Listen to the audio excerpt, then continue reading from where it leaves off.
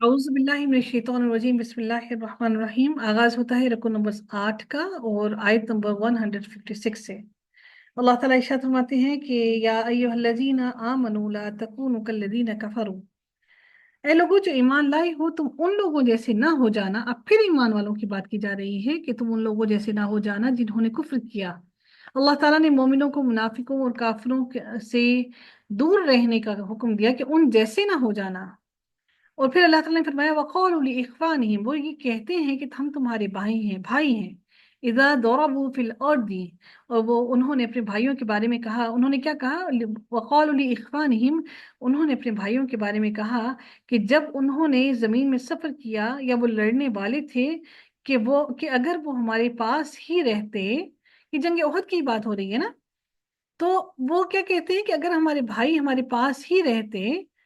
वक़ालू लिइख्वानिहिम इज़ा दरबू fill earthy, अगर हमारे भाई हमारे पास ही रहते तो वो क्या कहते हैं कि जब उन्होंने ज़मीन में सफ़र किया या वो लड़ने वाले थे कि अगर वो हमारे पास ही रहते तो ना मरते और ना ही कत्ल किए जाते।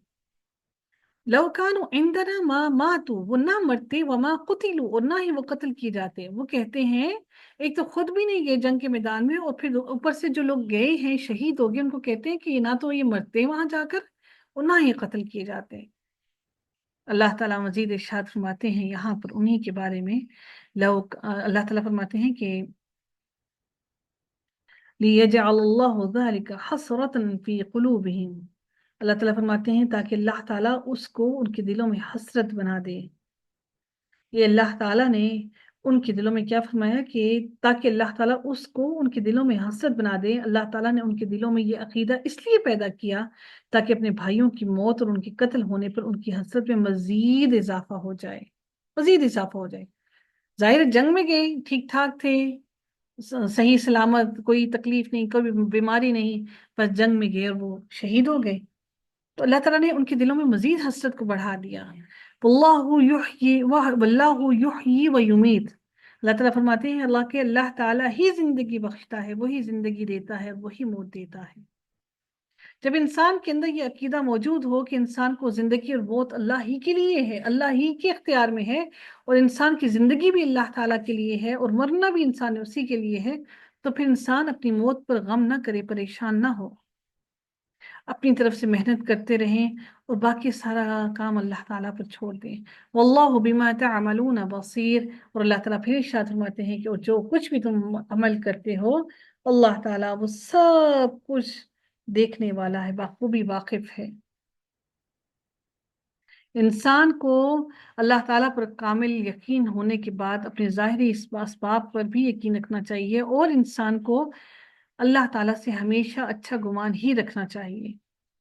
वला इन कुतिल तुम फी सबीलिल्लाहि, और यकीनन अल्लाह ताला फिर मजीद क्या इरशाद फरमाते हैं कि और यकीनन अगर तुम अल्लाह ताला की राह में मारे जाओ या मर जाओ, आओ मुत्तुम, मर जाओ,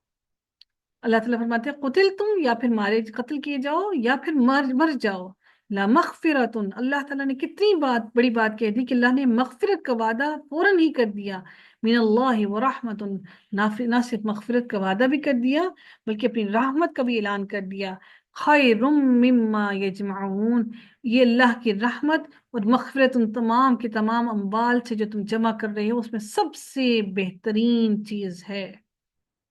दुनिया के रिश्ते, दुनिया का माल असबाब जो भी तुम कर रहे हो जमा, क्योंकि वो हमेशा रहने वाला है और वही बाकी रहने वाला है, ये सब फना होने वाला है। अल्लाह ताला फिर उनके लिए इरशाद फरमाते हैं, ये सारा ग़ज़वा उहद की बात चल रही है। वला इम मुत्तुम व कुतिलतुम ला इलल्लाहि तुहशरून, और यकीनन अगर तुम मर गए या कत्ल कर दिए गए तो अल्लाह ताला की तरफ ही तो तुम जमा किए जाओगे। फिर तुम्हें किस चीज का गम है, फिर तुम्हें किस चीज का डर है? तुम्हें लौट कर तो अल्लाह ताला की तरफ ही जाना है, फिर क्यों तुम गम खा रहे हो?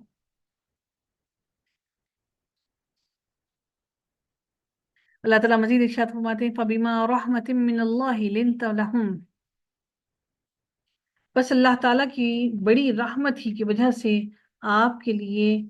अल्लाह ताला फरमाते हैं कि आप उनके लिए नरम हो गए हैं। कि अल्लाह ताला की रहमत है کہ اللہ تعالیٰ نے نبی کریم صلی اللہ علیہ وسلم کو فرمایا کہ اللہ کی رحمت کی وجہ سے اے نبی آپ کا دل ان کے لیے نرم ہو گیا ہے۔ وَلَوْ كُنْتَ فَظًّا غَلِيظَ الْقَلْبِ، اگر اللہ تعالیٰ آپ کے دل کو سخت کر دیتا، آپ کے دل کو نرم نہ کرتا، مہربان نہ کرتا، شفیق نہ کرتا، تو یقیناً یہ لوگ آپ سے دور بھاگ جاتے، یقیناً یہ سب کے سب لوگ آپ سے دور بھاگ جاتے۔ سورہ توبہ میں اللہ تعالیٰ ارشاد فرماتے ہیں، سورہ توبہ کی آیت نمبر 128 میں، کہ بلا شبہ تمہارے پاس یقیناً تم ہی میں سے ایک عظیم رسول آیا ہے، اس پر گراں ہے کہ جو تم مشقت میں پڑو تم پر بہت حرص رکھنے والے ہیں، مومنوں پر بہت شفقت کرنے والا، نہایت مہربان ہے، تمہارے لیے محبت بھی رکھتا ہے اور مومنوں پر رحمت بھی رکھتا ہے، رحم بھی کرتا ہے۔ تو اللہ تعالیٰ مزید کیا ارشاد فرماتے ہیں کہ اگر آپ ان کے ساتھ بد اخلاق ہوتے، سخت دل ہوتے، تو یقیناً وہ آپ کے آس پاس بھی نہ آتے۔ اللہ تعالیٰ نے یہ نرمی نبی کریم صلی اللہ علیہ وسلم کو اپنی رحمت سے عطا کی۔ اللہ تعالیٰ نے فرمایا کیا کہ فَبِمَا رَحْمَةٍ مِّنَ اللَّهِ لِنْتَ لَهُمْ، کہ جو آپ نرم ہیں ان کے ساتھ، یہ میری رحمت کی وجہ سے ہے۔ تو جب بھی کسی کو دین کی طرف بلانا ہوتا ہے تو اس کے ساتھ نرم ہونا پڑتا ہے۔ نرم دل ہوں گے تو وہ آپ کی بات سنے گا، اگر اس کے اوپر تانا ہی کستے رہیں گے تو آپ کی بات کیوں سنے گا؟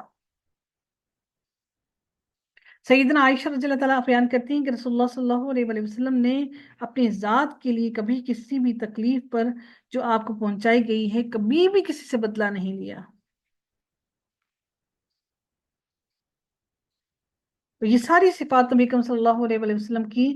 تورات میں درج تھیں، کہ نبی کریم صلی اللہ علیہ وآلہ وسلم جو قرآن میں موجود ہیں کہ آپ سخت زبان، سخت دل اور بازاروں میں شور مچانے والے نہ ہوں گے، اور برائی کا جواب برائی سے نہ دیں گے، بلکہ عفو و درگزر سے کام لیں گے۔ رسول اللہ صلی اللہ علیہ وسلم نے ارشاد فرمایا، کیا میں تمہیں بتا دوں جو آتش دوزخ پر حرام ہے اور جس پر آتش دوزخ حرام ہے؟ پھر فرمایا کہ یہ صرف اس شخص کی ہے جس سے ملنا جلنا آسان ہو، سبحان اللہ، نرم مزاج ہو، قریب ہو اور سہل ہو، سبحان اللہ۔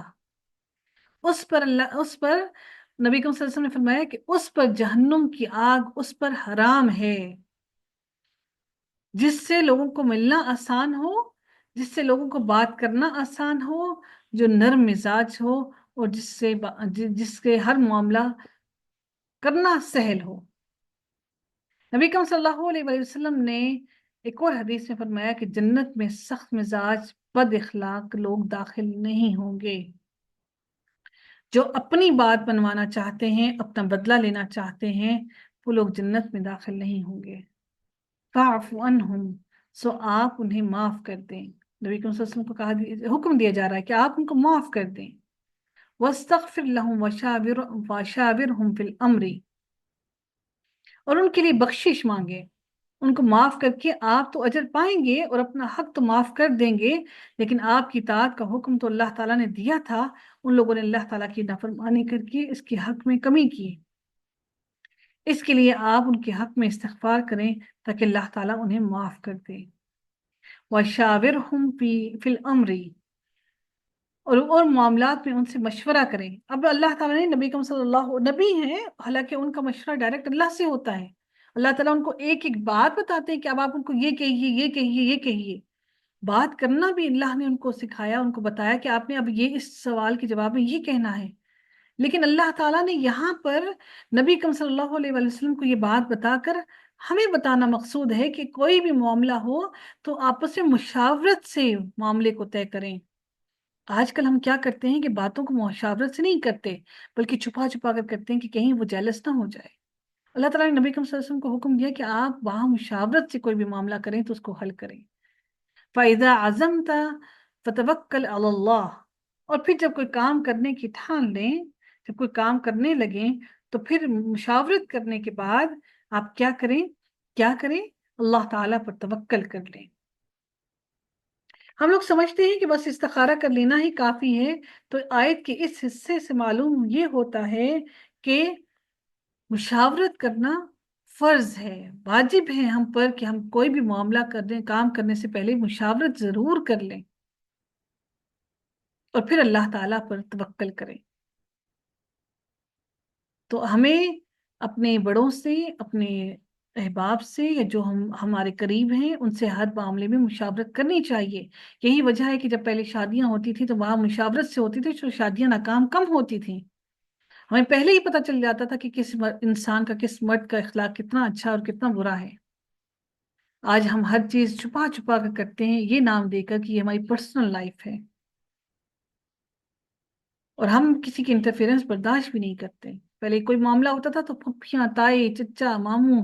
نانی، دادی، دادا، ساروں کو انوالو کیا جاتا تھا ہر معاملے میں۔ اب وہ سارے سسٹمز ختم ہو گئے، وہ مشاورت ختم ہو گئی۔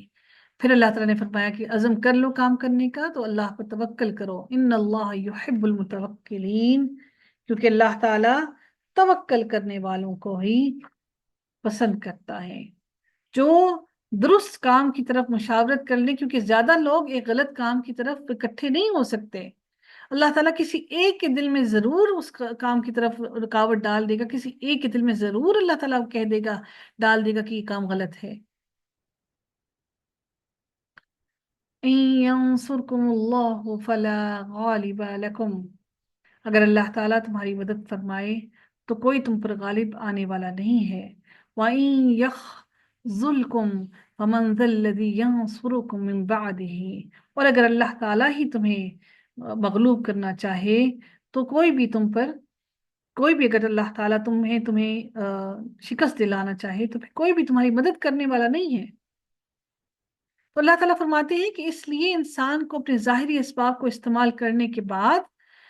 ہر معاملے میں مشاورت کرنے کے بعد، پھر ظاہری اسباب کو استعمال کرنے کے بعد اللہ تعالیٰ نے فرمایا کہ اب تم مجھ پر توکل کر لو، وَعَلَى اللَّهِ فَلْيَتَوَكَّلِ الْمُؤْمِنُونَ، تو اللہ تعالیٰ پر ہی مومنوں کو توکل کرنا چاہیے۔ وَمَا كَانَ لِنَبِيٍّ أَن يَغُلَّ، اللہ تعالیٰ مزید کیا ارشاد فرماتے ہیں، اور کسی نبی کے لیے ممکن ہی نہیں کہ وہ خیانت کرے۔ اب اس آیت کا شان نزول دیکھیے گا، وہ کیا ہے کہ حضرت ابن عباس فرماتے ہیں کہ اس آیت کا شان نزول یہ ہے کہ ایک سرخ چادر کے بارے میں نازل ہوئی جو بدر کے دن مال غنیمت سے گم پائی گئی تھی۔ بعض لوگوں نے کہا کہ شاید رسول اللہ صلی اللہ علیہ وآلہ وسلم نے پکڑ لی ہو، تو اس پر اللہ تعالیٰ نے یہ آیت نازل فرمائی کہ کسی نبی کے لیے لائق نہیں کہ وہ خیانت کرے، اور جو خیانت کرے گا وہ قیامت کے روز خیانت کے ساتھ آئے گا، پھر ہر نفس نے جو کمایا ہے اسے اس کا پورا پورا بدلہ دیا جائے گا، اور وہ ظلم نہیں کیے جائیں گے۔ ماں کا سبت، ان کو پورا پورا بدلہ دیا جائے گا جنہوں نے کمایا، وَهُمْ لَا يُظْلَمُونَ، اور وہ ظلم نہیں کیے جائیں گے۔ اس لیے یہاں پر واضح الفاظ میں فرما دیا گیا کہ ممکن ہی نہیں ہے کہ نبی خیانت کرے، اور جو خیانت کرے گا قیامت کے روز، وَمَن يَغْلُلْ يَأْتِ بِمَا غَلَّ يَوْمَ الْقِيَامَةِ، جو خیانت کرے گا قیامت کے دن اس کو وہ لے کر آئے گا، اس خیانت کو، جس بات میں وہ خیانت کی ہوگی اس نے دنیا میں، تو پھر اللہ تعالیٰ پورا کا پورا اپنا وعدہ وفا کرے گا، جو اس نے کمایا اور جو اس نے ظلم کیا اللہ تعالیٰ سب کے سامنے اس کو عطا کرے گا۔ اگر نبیوں کے بارے میں یہ بات کی جا رہی ہے تو سوچئے کہ آپ اور میں اس بات کے بارے میں، اگر نبیوں کے بارے میں ایسے سختی کے الفاظ استعمال ہیں تو پھر سوچئے کہ آپ کا اور میرا کیا حال ہوگا کہ اگر ہم خیانت کریں۔ امانت صرف مال اور دولت نہیں ہوتی ہے، الفاظ بھی امانت ہوتے ہیں۔ سب سے بڑی امانت جس میں ہم خیانت کرتے ہیں وہ محفلیں ہوتی ہیں، جس محفل میں ہم بیٹھتے ہیں اور پھر اس محفل کی بات جا کے یہاں سے وہاں اور وہاں سے وہاں جہاں بھی جا کر بتاتے ہیں، یہ سب سے بڑی خیانت ہے۔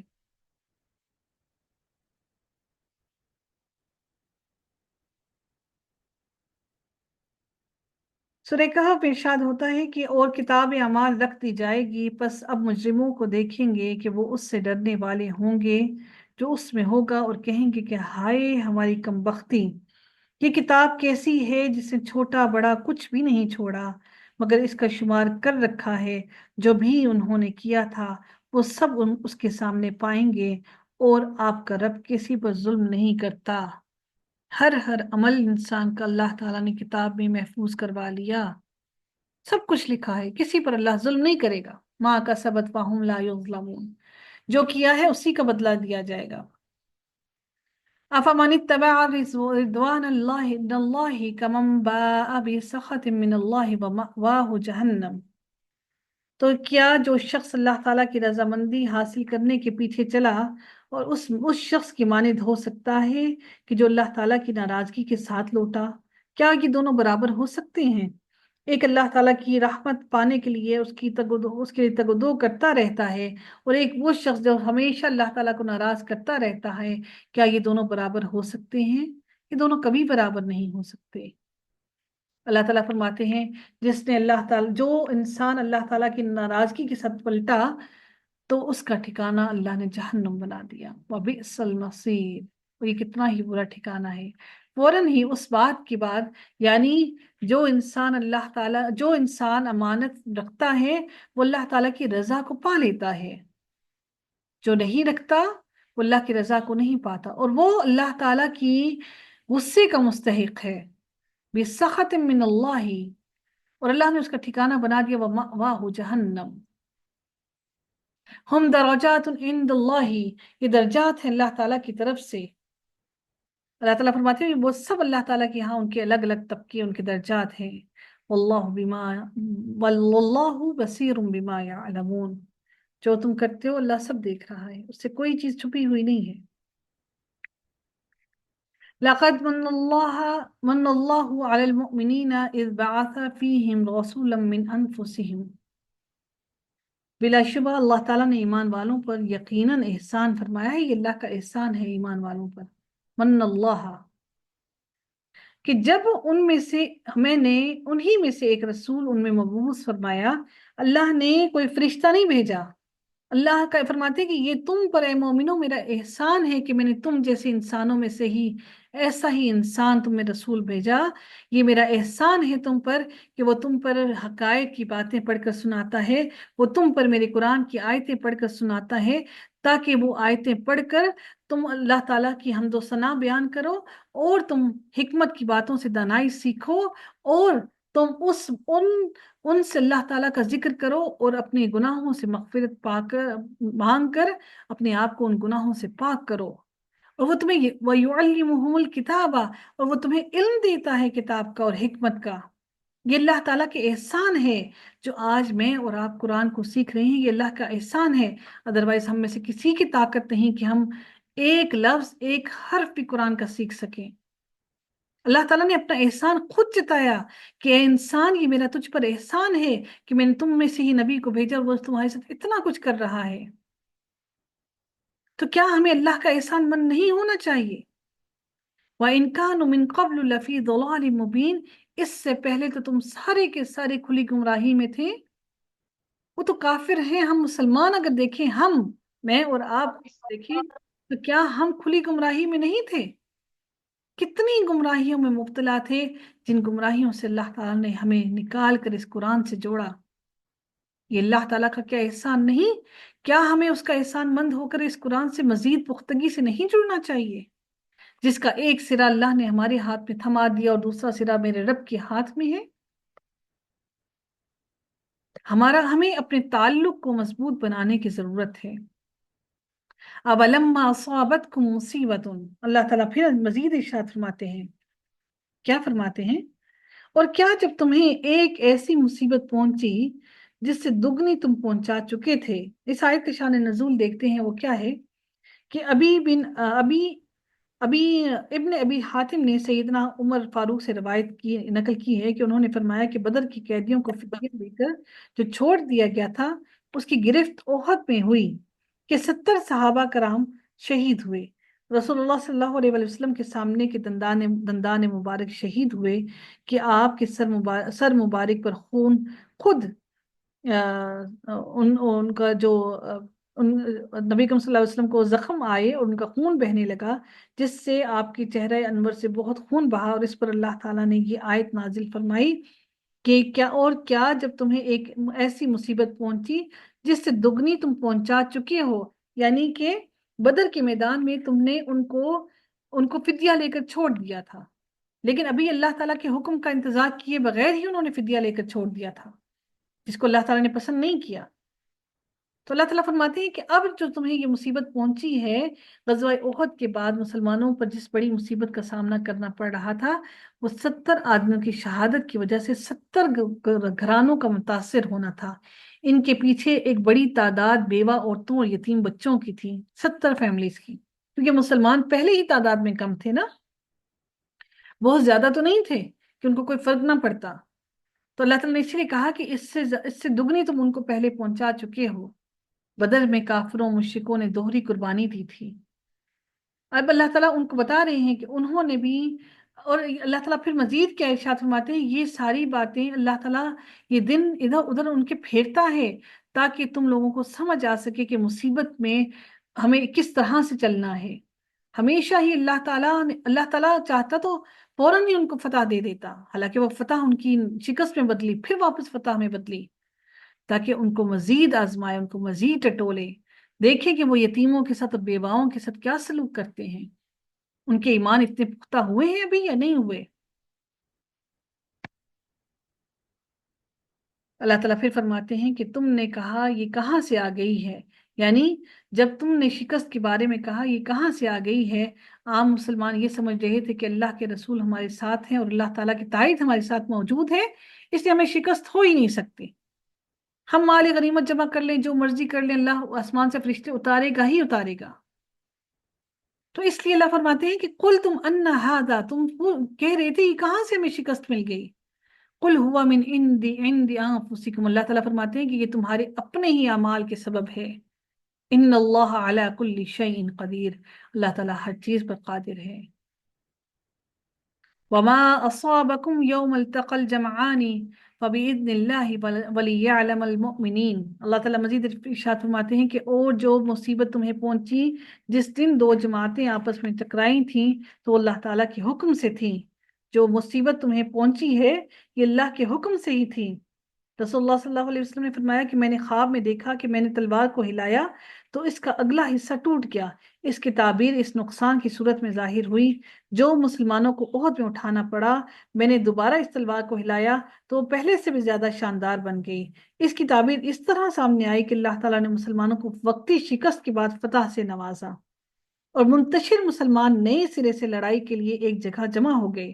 اور میں نے خواب میں ایک گائے بھی دیکھی جو ذبح ہو رہی تھی۔ اللہ تعالیٰ کے سارے کاموں ہی میں خیر اور برکت ہوتی ہے۔ گائے سے مراد وہ مسلمان تھے جو جنگ کے میدان میں، احد کے میدان میں شہید ہو گئے۔ بخاری شریف کی حدیث نمبر 4081۔ تو یہ جو پریشانی میں مبتلا ہوئے یہ اللہ تعالیٰ کے حکم سے ہی سب کچھ ہوا۔